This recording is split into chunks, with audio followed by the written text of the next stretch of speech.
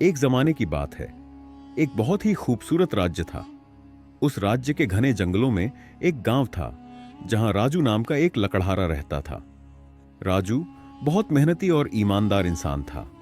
जब वह बहुत बूढ़ा हो गया तो उसने सोचा कि अब मरने के दिन करीब है, इसलिए अपने बेटे अर्जुन को कुछ जरूरी बातें बता देनी चाहिए ताकि वह अपनी जिंदगी आराम से गुजार सके। एक दिन राजू ने अपने बेटे अर्जुन को पास बुलाया और कहा, बेटे अर्जुन, तुम्हें पता है कि जंगल के पूरब के किनारे पर पीपल का एक बहुत बड़ा पेड़ है। मैंने आज तक उस पेड़ को कभी नहीं काटा। कल से तुम अकेले ही लकड़ियां काटने जाओगे क्योंकि अब मेरा आखिरी वक्त आ गया है। लेकिन बेटे ध्यान रखना, तुम भी उस पीपल के पेड़ को कभी हाथ मत लगाना। जंगल में से जो चाहे काट लेना, मगर उस पीपल को कभी मत काटना। यह बात कहकर बूढ़े राजू ने अपनी आंखें हमेशा के लिए बंद कर ली। इस बात को कई महीने बीत गए। एक दिन अर्जुन जंगल में लकड़ी काटने गया। उसने उस पीपल के पेड़ को गौर से देखा और मन ही मन सोचने लगा, इसमें ऐसी कौन सी खास बात है? यह तो बाकी पेड़ों जैसा ही दिखता है, फिर इसे क्यों ना काटा जाए? यह सोचकर अर्जुन ने अपनी कुल्हाड़ी उठाई और जोर से पीपल के तने पर मारी। अचानक एक अजीब बात हुई। पेड़ अपनी जगह से खिसक कर थोड़ा दूर हट गया। अर्जुन एक कदम आगे बढ़ा तो पेड़ और पीछे हट गया। अब तो अर्जुन को बहुत हैरानी हुई। उसने पेड़ की तरफ दौड़ना शुरू कर दिया और पेड़ भी उससे भी तेज दौड़ने लगा। अर्जुन थक कर वापस उसी जगह आ गया जहां से चला था। उसने अपनी कुल्हाड़ी कंधे पर रखी और अपने घोड़े पर बैठकर घर की तरफ चल दिया। चलते चलते रात हो गई और चारों तरफ अंधेरा छा गया। अर्जुन ने अपने घोड़े को रोका और फैसला किया कि रात यहीं बिताएगा। उसने घोड़े को एक पेड़ से बांधा और खुद ऊपर चढ़कर एक मोटी डाल पर बैठ गया। जैसे ही सुबह हुई, अर्जुन पेड़ से नीचे उतरा। लेकिन यह क्या, जहां रात को घोड़ा बंधा था वहां सिर्फ हड्डियों का ढेर पड़ा था और कुछ कदम की दूरी पर वहीं पीपल का पेड़ खड़ा था। अर्जुन ने अपनी कुल्हाड़ी कंधे पर रखते हुए कहा, अच्छी बात है, अब मैं पैदल ही तुम्हारा पीछा करूंगा। पीपल का पेड़ और अर्जुन दोनों आगे पीछे चलते हुए पहाड़ों, घाटियों और मैदानों से गुजरते रहे।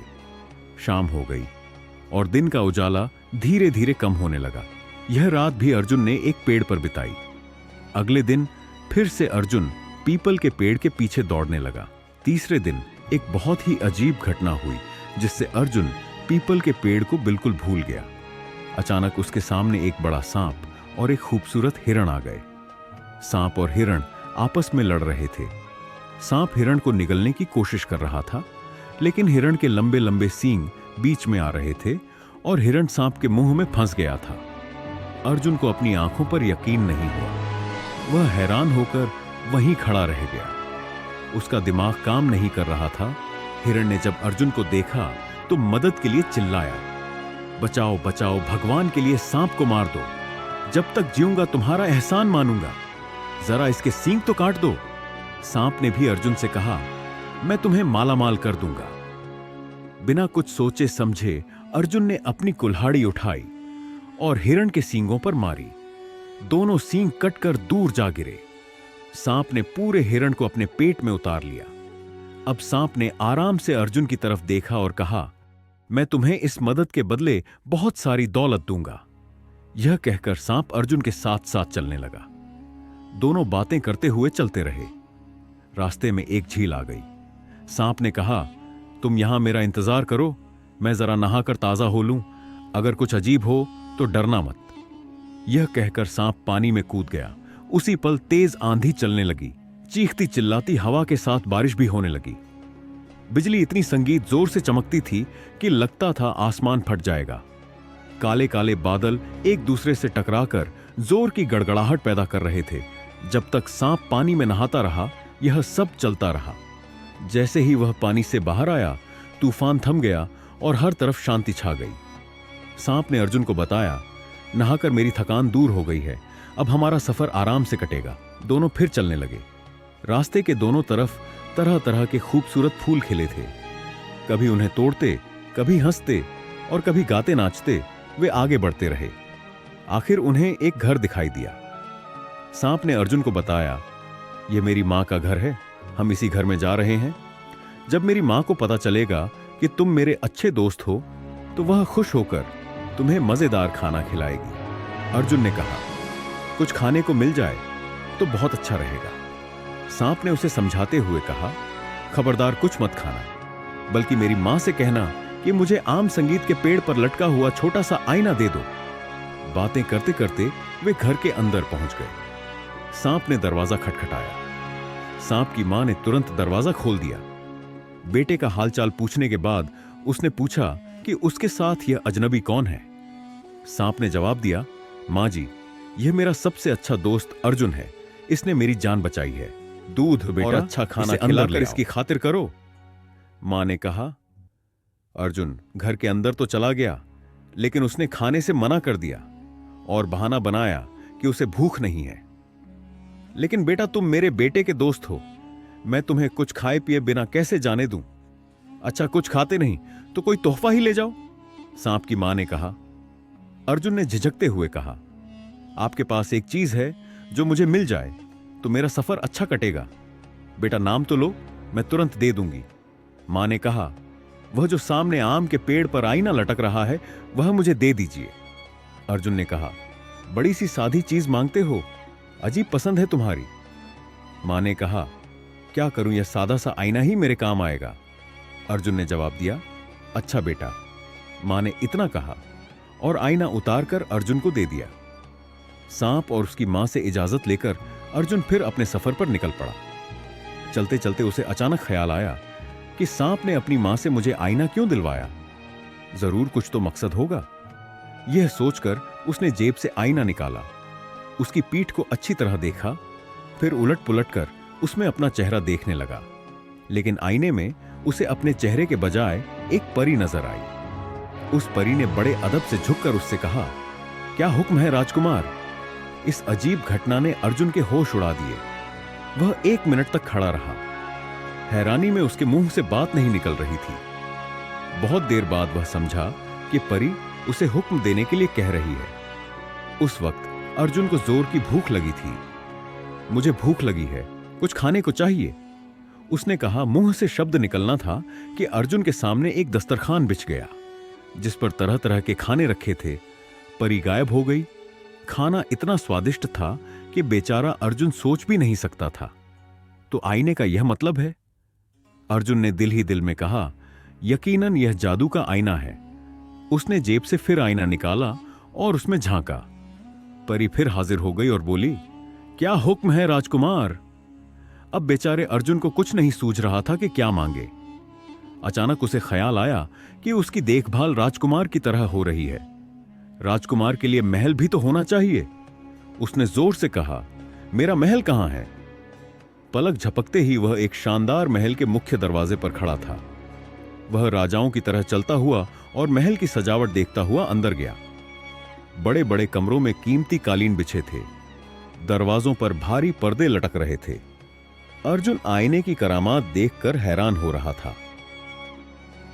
उसने दिल में कहा, इस महल में रहने के लिए मेरे साथ मेरी पत्नी का होना भी जरूरी है, और यह पत्नी अगर राजा की बेटी हो तो वाह, आईने से राजकुमारी मांगनी चाहिए। यह ख्याल आते ही अर्जुन ने आईने में झांका। परी ने हाजिर होकर पूछा, क्या हुक्म है सरकार। राजा की बेटी को यहां लेकर आओ। अर्जुन ने तुरंत हुक्म दिया। दूसरे ही पल राजकुमारी कमला उसके पास बैठी थी। अर्जुन उसे पाकर बहुत खुश हुआ और उसने उसी दिन उससे शादी कर ली। राजकुमारी कमला के इस तरह अचानक गायब हो जाने से शाही महल में बहुत हंगामा मच गया। नौकरों ने महल का कोना कोना छान मारा, मगर राजकुमारी का कहीं कुछ पता नहीं चला।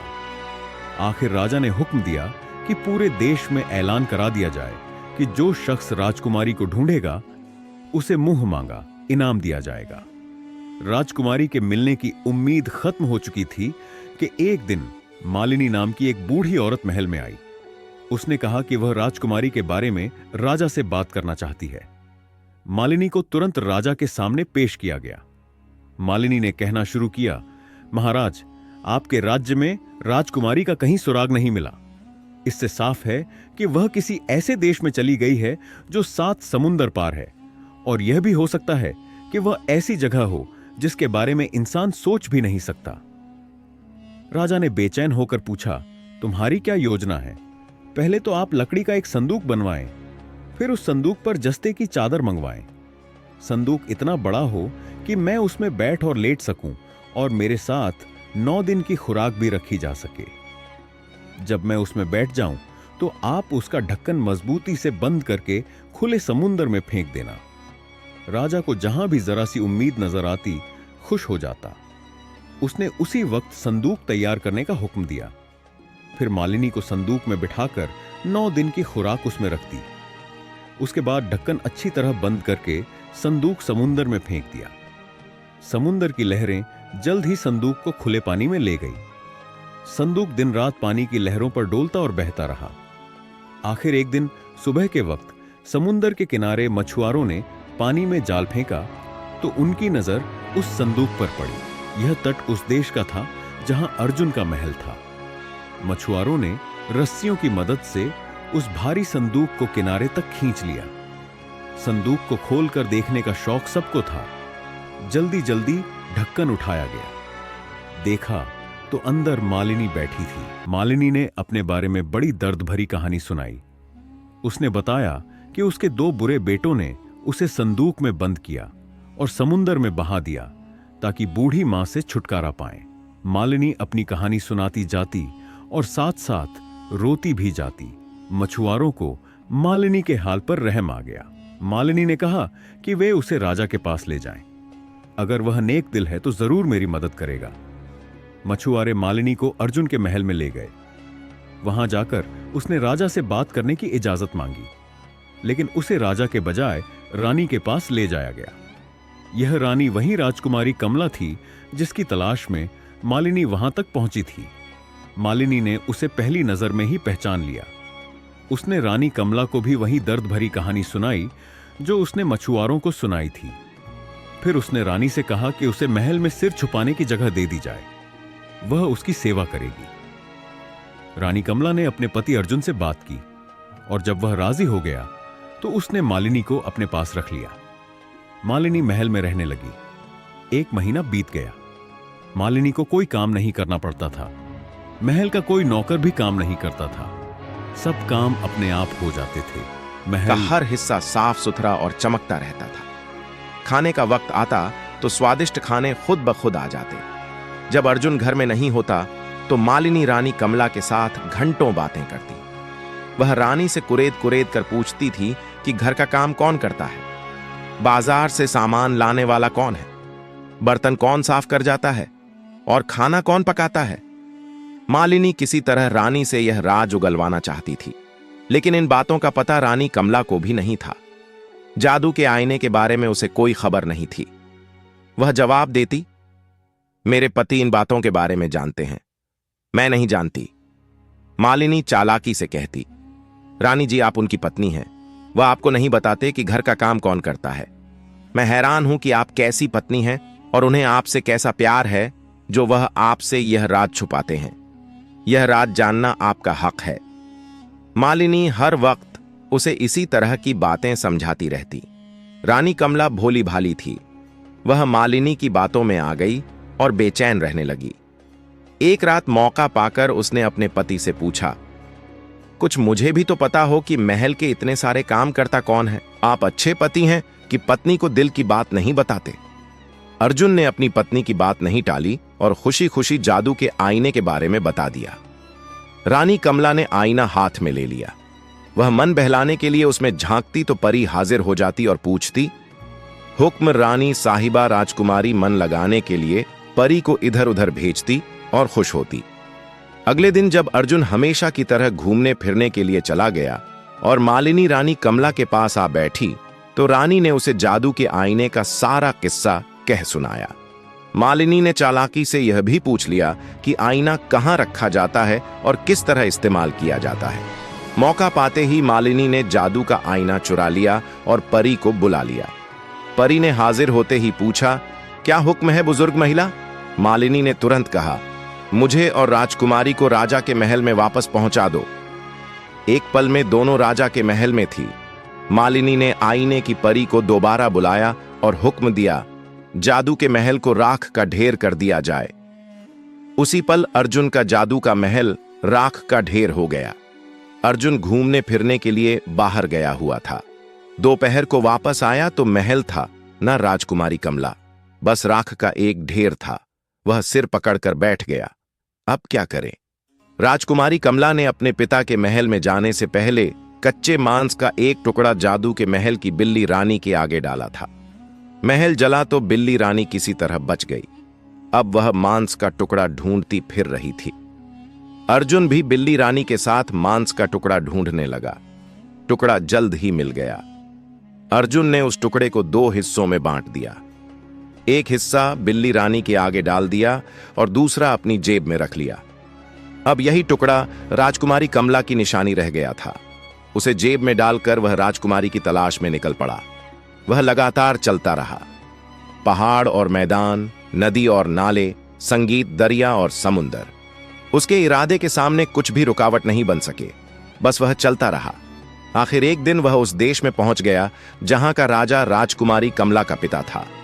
अर्जुन सीधा शाही महल में गया और शाही रसोई में नौकरी की मांग की। इत्तेफाक से शाही रसोई में बर्तन धोने के लिए मददगार की जरूरत थी। अर्जुन का काम बन गया। अब वह किसी न किसी तरह राजकुमारी कमला से मिलने के मौके की तलाश में रहने लगा। वह हर वक्त सतर्क रहता। यह खबर उसे मिल ही चुकी थी कि राजकुमारी महल में वापस आ गई है। एक दिन अचानक शाही रसोई का बूढ़ा रसोइया विक्रम बीमार हो गया। अर्जुन ने उससे कहा, बड़े भाई, आप बस देखते रहिए, मैं सब खाना तैयार करके थालियों में सजा दूंगा। बूढ़ा विक्रम राजी हो गया। अर्जुन ने शाही रसोइये की बताई हुई विधि के मुताबिक खाना तैयार किया और राजकुमारी की थाली में मांस का वह छोटा सा टुकड़ा भी रख दिया जो वह जादू के महल से लाया था। राजकुमारी कमला भी अपने पति से जुदाई की वजह से बहुत बेचैन और उदास थी। वह हर वक्त सोचती रहती थी कि अर्जुन को किस तरह ढूंढे। वक्त गुजरने के साथ साथ उससे मिलने की उम्मीद कम होती जा रही थी। जब उसने अपनी थाली में वही मांस का टुकड़ा देखा तो पहले तो वह परेशान हुई, फिर उसका दिल खुशी से धड़कने लगा। उसे तुरंत ख्याल आया कि उसका पति इसी महल में मौजूद है और अब उससे मुलाकात मुश्किल नहीं। राजकुमारी कमला ने रसोइये को बुलवाया और उसके खाने की बहुत तारीफ की। फिर पूछा, क्या रसोई में कोई नया आदमी काम पर रखा गया है, क्योंकि काम पहले से बेहतर होने लगा है। विक्रम ने हाथ जोड़कर कहा, राजकुमारी जी, मैं बूढ़ा और बीमार हूं। आज मुझसे काम नहीं हो रहा था, इसलिए मैंने अपने नौजवान मददगार से खाना बनवाया। ये नौजवान कुछ दिन पहले ही काम पर रखा गया है। अच्छा लड़का है बेचारा, राजकुमारी ने कहा। बड़े भाई, आप जाइए, आपकी तबीयत ठीक नहीं है। मेरी चाय उसी नौजवान के हाथ भेज देना। जब पति पत्नी लंबी जुदाई के बाद दोबारा मिले तो उनकी खुशी का कोई ठिकाना नहीं था। राजकुमारी कमला ने एक एक घटना अपने पति को सुनाई और उसने भी अपना किस्सा विस्तार से बताया। अब दोनों ने सलाह मशवरा किया कि किसी तरह जादू के आईने को हासिल करना चाहिए ताकि वे दोबारा अपने महल में जाकर जादू का खुशी-खुशी आईना तो रह सकें। मालिनी के कब्जे में था और वह हर वक्त महल में राजकुमारी के साथ रहती थी। मालिनी ने अर्जुन को देखते ही पहचान लिया, क्योंकि अब वही राजकुमारी का खाना और चाय लेकर आता था। मालिनी ने आईने की परी को बुलाया और हुक्म दिया कि अर्जुन को उसके जले हुए महल में वापस पहुंचा दिया जाए। अगले ही पल अर्जुन राख के ढेर पर बैठा था। अब वह था और उसकी बिल्ली रानी, दोनों एक दूसरे के साथी थे। अब बिल्ली रानी की सुनिए। जब महल जलकर राख हो गया और अर्जुन भी चला गया तो बिल्ली रानी को भूख लगने लगी। मजबूरन वह चूहे पकड़ पकड़ कर खाने लगी। जब अर्जुन वापस आया तो हालात बिगड़ चुके थे, ऐसे कि चूहों के राजा चीकू की फौज लगभग खत्म हो चुकी थी। एक एक करके बिल्ली रानी उसकी फौज के सारे सिपाही खा गई थी। जब चूहों के राजा चीकू को पता चला कि इंसानों का राजा अपने राज्य में वापस आ गया है तो उसने सोचा कि न्याय के लिए राजा के पास जाना चाहिए। वह अर्जुन के पास गया और छी छी करके बोला, भगवान के लिए मेरी मदद कीजिए। अगर आपकी बिल्ली इसी तरह चूहे मारती रही तो मैं बिल्कुल तबाह और बर्बाद हो जाऊंगा। अर्जुन ने कहा, मैं तो बिल्ली को यहां से हटा दूंगा, लेकिन मेरे दुख को कौन दूर करेगा? चूहे ने कहा, बताइए आपको क्या दुख है? शायद मैं आपके किसी काम आ सकूं। इस पर अर्जुन ने शुरू से लेकर आखिर तक की सारी कहानी सुना दी। जादू के आईने के बारे में, राजकुमारी कमला और महल के बारे में। आखिर में उसने उस मालिनी के बारे में भी बताया जिसकी चालाकी की वजह से वह इस हाल को पहुंचा था। अच्छा तो यह बात है, चूहों के राजा चीकू ने छी छी करके पूंछ हिलाई। आप अपनी बिल्ली से मेरे बचे खुचे सिपाहियों को बचा लें, मैं अपने सिपाहियों को भेजकर जादू का आईना मंगवा लूंगा। अर्जुन से मुलाकात के बाद चूहों के राजा चीकू ने अपने सभी चूहों को बुलाया और कहा कि वे चूहे आगे आए जो राजा के महल में अक्सर जाते रहते हैं। जब वे चूहे आगे आए तो उसने पूछा, कौन कौन सा चूहा मालिनी को जानता है? एक लंगड़ा चूहा टुन्नू आगे बढ़ा और बोला, हुजूर, मैं उसी बुरी औरत के कमरे में खाने की तलाश में जाता हूं। जादू का आईना मैंने अक्सर उसके हाथ में देखा है, मैं पता लगाऊंगा कि वह आईना रखती कहां है। तो तुम्हें अभी वहां जाने और आईने का पता लगाने का हुक्म दिया जाता है। जैसे भी हो उसे वहां से लेकर आओ, चीकू ने कहा। लंगड़े चूहे, टुन्नू ने अपने राजा के पैर छुए और कहा, महाराज, आपका हुक्म मेरे सिर आंखों पर, लेकिन मेरे साथ कुछ चूहे भेज दीजिए, वे मुश्किल वक्त में मेरी मदद करेंगे। चूहों के राजा चीकू ने उसकी बात मान ली। लंगड़ा चूहा टुन्नू एक चूहे की कमर पर सवार होकर रवाना हो गया। बाकी चूहे उसके साथ साथ चल रहे थे। चलते चलते वे 7 समुंदर पार राजा की सल्तनत में पहुंच गए। पहले शाही महल में घुसे और फिर मालिनी के कमरे में घुस गए। यह रात के संगीत खाने का वक्त था। वह चालाक औरत खाना खाने में लगी हुई थी। चूहे चुपचाप मालिनी के सोने का इंतजार करने लगे। वे मालिनी की हर हरकत को गौर से देख रहे थे। जल्द ही उन्हें पता चल गया कि आईना मालिनी के तकिए के नीचे रखा है। बिस्तर पर बैठने से पहले मालिनी ने करीब 100 बार आईना उठाकर देखा। जब नींद ने बहुत सताया तो तकिए पर सिर रखते ही सो गई और खर्राटे लेने लगी। मालिनी के खर्राटों से चूहों को उसके सोने का यकीन हो गया। 3 चूहे कूदकर बिस्तर में घुस गए। लंगड़े चूहे टुन्नू ने अपनी पूंछ मालिनी की नाक में घुमाई। मालिनी को छींकें आने लगी। दूसरे 2 चूहे जो अपने काम में बहुत तेज थे, जल्दी से आगे बढ़े और जैसे ही मालिनी ने छींकने के लिए सिर उठाया, उन्होंने तकिए के नीचे से जादू का आईना खींच लिया। चूहे आईना लेकर अपने राजा चीकू के पास पहुंच गए। चूहों का राजा बहुत खुश हुआ और उसने वादे के मुताबिक अर्जुन को उसका आईना वापस कर दिया। अर्जुन ने उसका शुक्रिया अदा किया और बिल्ली रानी को बगल में दबाकर चल पड़ा। कुछ दूर जाकर उसने आईने को निकाला और परी को बुलाया। परी ने आते ही सिर झुकाकर कहा, क्या हुक्म है मेरे राजकुमार? अर्जुन ने कहा, मेरे लिए शानदार पोशाक लाओ, एक खूबसूरत घोड़ा और एक बड़ी फौज भी हाजिर करो। थोड़ी देर बाद वह शाही कपड़े पहने और भारी फौज लिए राजा के शहर की तरफ बढ़ रहा था। राजा को जब अर्जुन की शान, शौकत और फौज की खबर मिली तो वह उसके साथ अपनी बेटी की शादी करने पर राजी हो गया। नौजवान अर्जुन और राजकुमारी कमला की धूमधाम से शादी हुई। एक बहुत बड़ी दावत का इंतजाम किया गया। पूरे देश में दिए जलाए गए और हजारों मेहमानों को महल में दावत दी गई। अब चालाक मालिनी की सुनिए। अर्जुन ने आईने की परी को बुलाया और हुक्म दिया कि मालिनी को उसके करतूतों की सख्त सजा दी जाए। मालिनी उसी वक्त महल से गायब हो गई और फिर कभी नजर नहीं आई। अर्जुन और राजकुमारी कमला ने जादू के आईने की मदद से फिर से अपना खूबसूरत महल बनवाया। दोनों पति पत्नी अपने महल में बहुत खुशी खुशी रहने लगे। अर्जुन ने चूहों के राजा चीकू को अपने महल में बुलाया और उसे ढेर सारे उपहार दिए। उसने वादा किया कि अब से बिल्ली रानी कभी भी चूहों को नहीं मारेगी। चूहों का राजा चीकू बहुत खुश होकर अपने राज्य में वापस चला गया। अर्जुन और कमला ने जादू के आईने का इस्तेमाल हमेशा अच्छे कामों के लिए किया। उन्होंने अपने राज्य के गरीब लोगों की मदद की, स्कूल और अस्पताल बनवाए और सभी को खुश रखा। और इस तरह अर्जुन और राजकुमारी कमला अपने खूबसूरत महल में बिल्ली रानी के साथ बहुत खुशी खुशी रहने लगे।